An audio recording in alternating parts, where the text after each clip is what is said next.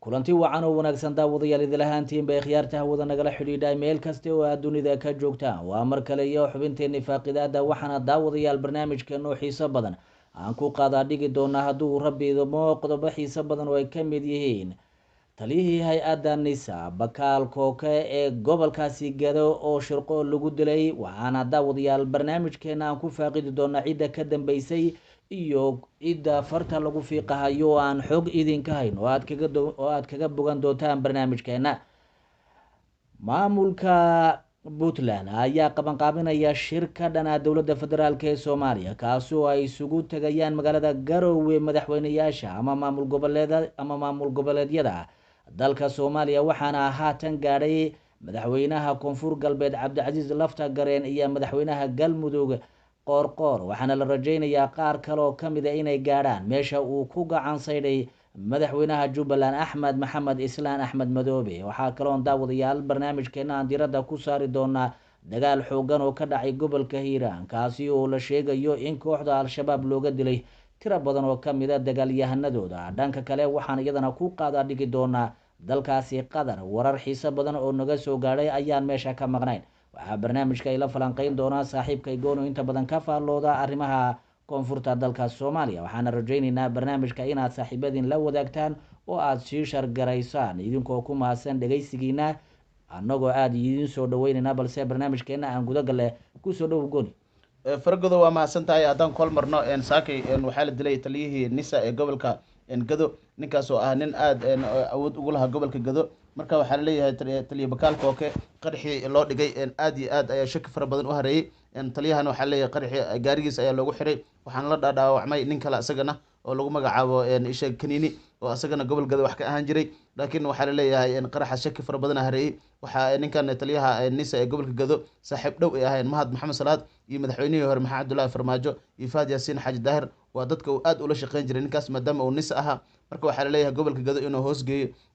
dowladda federaalk soomaaliya ayuu ogolaa wuxuu diidanaa in gobolka gado ay hoos tagto maamulka jubbaland. marka dhinacyo badan ayaa ninkan looga shakinaya dilkiisa. waxaa laleeyahay canjeex ninka gobolka gado u qaabilsan maxaa laleeyahay dowladda federaalk soomaaliya asi naftigiisa waxaa laleeyahay shaki fara badan ayaa laga dhaliyay maadaama hadda ka hor isku dhaceen isku qabsadeen lacago laga qaado canshuur ah oo magaalada dolow dadka laga aruuriyey iyo baabuurta ayay isku qabsadeen. taas shaki ayaa ka jiro oo canjeexaas waa looga shakisan yahay. waxaa kaloo looga shakisan yahay jubbaland oo ayadana aada u diidaneed ninkan iyo noloshiisa. waxaa kaloo looga shakisan yahay hay-adda nisa naftirkeeda inay si kale isku asasiinayeen shabaab waa looga shakisan yahay oo iyaga dhinacood ka raadinaya mahad salaado taliyaha nisa waa looga shakisan yahay. marka ninkan shakiyaad fara badan ayaa hareeyey laakiin waxaa si toosa loogu eedeynayaa in raggan macnaha intooda badan shabaabka ay qaraxan dhigeen laakiin qaabka loo adeegsaday lama oga. waxaa laleeyahay haddana ninkan wuxuu saaxiib dhow la ahaa oo hadda akoonadii nisa gobolka gado xiray ninka mahad salaado saaxiib la ahaa. amarka mahad salaad ayuuna ku shaqeynaya bakaal kooke maadaama dowladii horena oo si toos ula shaqeyn jiray. marka bakaal kooke waxaa leeyahy waa nin culus gobolka gadana awood ku lahaa ciidamo badan staff badanna lahaa laakiin qaraxa waxaa lagu xiray gaarigiisa assassination inay tahay oo shaki fara badan hareeyen. wararku waxay sheegayaan in aada loogu dhigay qaraxaas mid qof uu dhigayba in qaraxaas oo loo dhigay dhankay noqotaba meesha noqotaba ha ka imaadee laakiin qaraxaas in loo dhigay oo asaga loogu talagalay oo kii shabaab xataa oosan ahayn la sheegaya fargodow. arrintan soo lama dhihi karo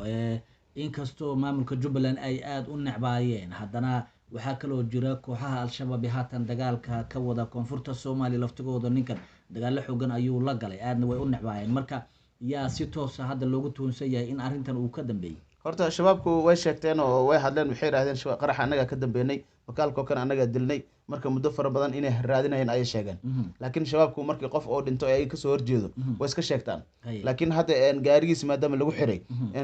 luuq meel u dhowna lagu dilay oo suulle meel lagu magacaabo luuq u dhow degmada luuq u dhow ayaa lagu dilay. dadka warar waxay isla dhex marayaan in gobolka gado la yiri soo aad luuq oo kasoo tag dolow. marka waxyaaba warar fara badan isla dhex maraya shakiya keenaysaa. marka waxaan dhan walbay jirto ilaaha naga og laakiin warar fara badan la is dhex marayaa inuu shaki jiro meel uu ka imaadaba ninkaas in dilkiisa la qorsheeyey ama dowladda ha qorsheyso ama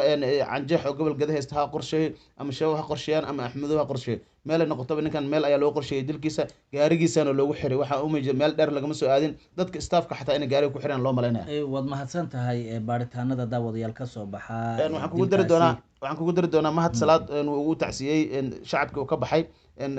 iyo maamul gobol gado intaba uu tacsiyey wuxuu kaloo u tacsiyey qoyskii uu ka baxay bakaalka oke waxaa kale isheeg oo leeyahay baaritaan deg deg waa in lagu sameeyaa dhibkii dadkaas geystay iyo qaabka u dhacay wuxuu amray in si deg dega loogu sameeya haddaan lagu sameynina tilaabo sharci ay dowladda federaalk soomaaliya ka qaadi doonto micnaha dadka dhibaatadaas geystay haddaan dadka looga shakisan yahay aan la baarin go-aanna laga gaarin inuu tilaabo qaadi doono gooni waad mahadsan tahay daawadayaal haddii aan u gudubno qodobka xiga ee aan barnaamijkeena ku qadadhigi doono waa shir ka furmi doona magaalada garowe oo la sheegayo in looga soo horjeedo dowladda federaalk ee soomaaliya hogaaminayo madaxweyne xasan sheekh maxamuud. shirkan sida aada hordhacaba ku maqlayseen waxaa baabulaya madaxweynaha puntland saciid cabdulaahi deni waxaana magaalada garowe gaadhay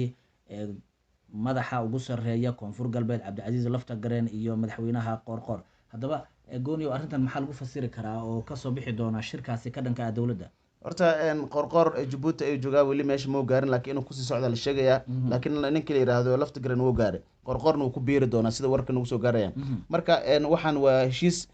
puntland ayaana ka dambeyso waxaana lagu dhabarjibin doonaa sidaan warkan hore u sheegnay xasan sheekh maxamuud iyo deni way kala tageen meel xun ay arrintooda gaartay marka wuxuu sameysanayaa isbahaysi maamul goboleedyada ah marka waxa ugu badan oo ku sameyn kara dowladda oo ku attack gareyn kara waxaa waaye in baarlamaanka gudaha ku jiro oo maamul goboleedyada laga soo doortay inuu ku kiciyo dowladda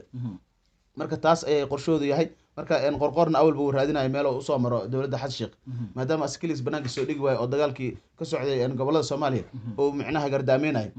qaab oo dad oo gurubeys la sameysto oo dowladda uga soo horjeesto uu raadinayo haddana wuu helay wuu ku biiray haddana waxaa leeyahay ugu dambeyntiin go-aan ay soo saari doonaan qodobada kasoo bixi doonaa la ogaan doonaa deni waa kii habeen hore la neefneefsanayay in dowladda federaalk soomaaliya ay fashilan yihiin ciidamada dowladda inay yihiin cabtoy waxyaaba fara badan oo ceeba waatuu ka sheegay warbaahinta marka ninka saciid cabdullahi deni la yirahdo waa nin la yaqaano dowlad walba imaadana inuu cunaha qabto jecel yahay tubadiisa asaga inuu xiriirto jecel yahay tubadiisa u xiriir weysana in maamul goboleedyada ay dowladda uu ku diro jecel yahay gooniyo waad mahadsan tahay. dhanka kale daawadayaal waxaa jira dagaal xoogan oo ka dhacay gobolka hiiraan gaar ahaan deegaanka lagu magacaabo berxani. haddaba waxaan wax ka weydiinay dagaalkaasi iyo khasaaraha uu geystay gooni oo inta badan ka faallooda arrimaha koonfurta soomaaliya. gooniyo suu u dhacay dagaalkaas berxan horta shabaabka waxay kusoo noqdaan mar walba kusoo noqdaan shalay ayay ku dagaalameen rag fara badana looga dilay maanta way kusoo noqdeen haddana ciidanka macusleyda joogo dowladda federaalk soomaaliya lama joogto marka maadaama ciidan macusleyda ay joogaan dadka dagaal ku huriyo dadka deegaankan ay yihiin shabaabka waxay isku dayaan mar walba berxan inay dagaalka ay ka geystaan dhanka webiga ayay kasoo tilaabeen waxayna sameeyeen in dagaal ay kusoo qaadeen beerxaano markay dagaal kusoo qaadeen ciidamada macusleydan oo u diyaarsanaayeen dagaal aad u qaraar oo faraha loo gubtay ayaa ka dhacay halkaasi waxaana la sheegaya in 8 shabaab ka mid ah in halkaas lagu dilay ciidanka macusleydan la sheegay in laga dilay 8 laga dhaawacay dagaal aad u qaraara meesha ka dhacay 4 horjoogo shabaab ka mid ah in meesha ku dhinteen la sheegaya bariyaha marka waxaa umalaysa shabaabkii inaysan laabanayninba ay dagaal ku dhamaanayaan meeshii micnaha ay ku laaban lahayn dagaalka intay galaan iska tegi jireen hadda dagaalkii inay ku dhamaadaan ay jecel yihiin waxaa isleeda marka cadaadis fara badan shabaabka saaran ma nagu soo laaban kartin in la dhaha umalaysa marka mana isdhiibi karaan waa niman hubeysan xabadna way galayaan marka shabaabka waxaa umalaysa in tafaraaruq fara badan dhexdooda ka jiro isqabqabsiga yimaaday saraakiishii oo iskala qaybsamay oo qaab qabiil isku kala qaybiyey caldheer oo la soo xiriiray oo leeyahay beeshiisa mursade ninkii la yiraahdo asagana mahad karatay habar gidro la xiriiray rag fara badan oo raxween ayagana waxay la xiriireen lafta garaar iyo rag kale baasha qabiilaysi shabaabka isku bedeleen xaaladoodu way daciiftay marka dhalinyaradii maadaama nolol adag ay ku jiraan oo cunto xataa aysan helin oo hubkii iyo wixii ay ka daciif noqdeen inta yar horsaasta hayo rida meeshan ku dhimana marka way ugu talagaleen inay shabaabku inay dhamaadaan waxna aysan ka laabanin intii ay ku jiri lahaayeen gumeysiga shabaab iyo silci ay ku jiri lahaayeen in dagaal ku dhintaan ay ka doorbideen faragodo waad mahadsan tahay. sidoo kale waxaan u mahad celinaynaa guud ahaanba daawadayaasheena dal iyo dibadba meel kastoo ay ku sugan yihiin. daawadayaal waxaan soo gaarnay qeybaha ugu dambeeya ee barnaamijkeena waxaana ugu dambeyn aan kusoo qaadan doonaa dalkaasi qatar oo uu ka socdo world cupka dunida ayaan kusoo qaadan doonaa mid ka mid a garoomada ugu caalamisan oo la sheegaya in halkaasi loo qaatay biiso ama waxyaabaha lagu furfuro garoonka ilaa ay lagu ciyaarayay. arrintan waxaa inooga dhacaya saaxiibka goon faragodo horta garoomo fara badan oo caalami ah laga sameeyey dalkaasi qatar marka world cupkii intiisa hadda wuxuu marayaa quarter finalka wax loo yaqaan ama 8 dhamaadka marka garoomadii garoon ka mid ah oo lagu magacaabo 974 Hay. oo ah furaha dalka qadar lagu galo marka telefoonka usoo dirays ayaa la furfuraya Hay. marka waxaa leeyahay shaqadiisu garoonkan marka bisada loo qaatay muxuu ah garoonkan de waa wax laysku keeno container ah Hay. si ku meel gaar ah ayaa micnaha loo sameeyey Hay. marka in World Cup-ka lagu qabto kadibna garoon caalami laga dhigo mar kale Hay. ayaa loogu talagalay marka waa la Waa furfurahaya la furfuraya. dib baa loo qaadanaya waa la furfuraya Hay. container iyo wax laysku keeno ahay arkudhishana ku jiray marka